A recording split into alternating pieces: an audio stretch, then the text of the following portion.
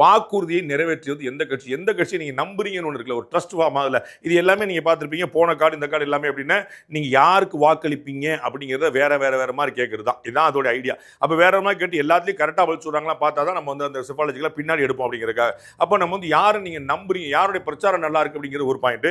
அதுல கூட கொஞ்சம் நியூட்ரலா சொல்லலாம். நம்ம வந்து நான் வந்து ஓட்டு போறது ஒரு டிஎம்கே ஓட்டு போடுவேன், ஆனா பிரச்சாரம்னா சீமான் தாங்கன்னு சொல்லி அந்த இடத்துல மாறலாம். அடுத்தா நமக்கு யாரை நீங்க நம்புறீங்க, யார் வாக்குறுதி கொடுத்தா நம்பலாம், தேர்தல் வாக்குறுதி எல்லாரும் தான் கொடுக்குறாங்க, யார் கொடுக்குற வாக்குறுதி நம்புவீங்கன்னு அடுத்த கேள்வி கேட்கிறோம். ஒரு மூடு அறிஞ்சுக்கிறதுக்காக மூடு மேப்பிங் சொல்லுவோம். அது வந்து நாம் தமிழருடைய வாக்குறுதி தாங்க நம்புவோம் அப்படின்னு சொல்லிட்டு இதுல பாத்தீங்கன்னா உள்ளே கம்மியா 6% போயிருக்கு. போன முறை பாத்தீங்கன்னா யாருடைய பிரச்சாரம் ஈடுபடுது அப்படின்னா 12% இருக்கும். இப்ப யாருடைய தேர்தல் வாக்குறுதினா 6% குறைஞ்சிருக்கு. ஆக்சுவலா பாத்தீங்கன்னா தேர்தல் வாக்குறுதியில நாம் தமிழர் தேர்தல் வாக்கு தான் ரொம்ப கன்ஸ்ட்ரக்டிவா இருக்கும். ஆனா வந்து யாருடைய வாக்குறுதியை நீங்க நம்புறீங்கன்னு கேட்கும்போது யார் வாக்குறுதியை நிறைவேற்ற முடியுங்கிற கேள்வி வந்தது. அப்ப யார் ஆட்சிக்கு வருவாருங்கிற விஷயமும் சேர்ந்து வருது. அதனால உள்ளே கம்மியா போர் பெர்ஃபார்மன்ஸ் 6% மக்கள் தான் நாம் தமிழருடைய தேர்தல் வாக்குறுதி நிறைவேற்றும் அப்படின்னு நம்புறாங்க.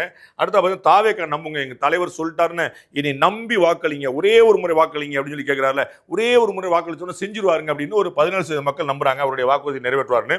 திமுக தன்னுடைய வாக்குறுதியை நிறைவேற்றும் அப்படின்னு 35% மக்கள் நம்புறாங்க. திமுக வந்து சொன்னா செய்வதைத்தான் சொல்லுவோம், சொல்வதைத்தான் செய்வோம் அப்படின்னு தலைவர் சொன்னதை நம்ம அப்படியே நம்புறாங்க. 35% மக்கள் சொல்றது வந்து நாங்கள் திமுக ஆட்சியை நம்புகிறோம், திமுக வாக்குறுதி கொடுத்து செய்யும் நம்புறோம் சொல்லியிருக்காங்க. அடுத்த நான் பார்க்கிறோம் 42% மக்கள் நாங்கள் வந்து அதிமுக கொடுக்குற ஆட்சி தான். ஏடிஎம் ஆட்சியில் வந்து சொன்னது மட்டும் இல்லைங்க, சொல்லாதையும் செய்வாங்க. அது வந்து அம்மா காலமோ தலைவர் காலமோ இப்போ இருக்கக்கூடிய வந்து எடப்பாடியார் காலமோ எல்லாத்துலேயுமே பார்த்தீங்கன்னா அவங்க வந்து சொன்னா செஞ்சுருவாங்க அப்படின்னு ஒரு 42% மக்கள் தங்களுடைய நம்பிக்கையை தெரிவித்திருக்கிறார்கள்.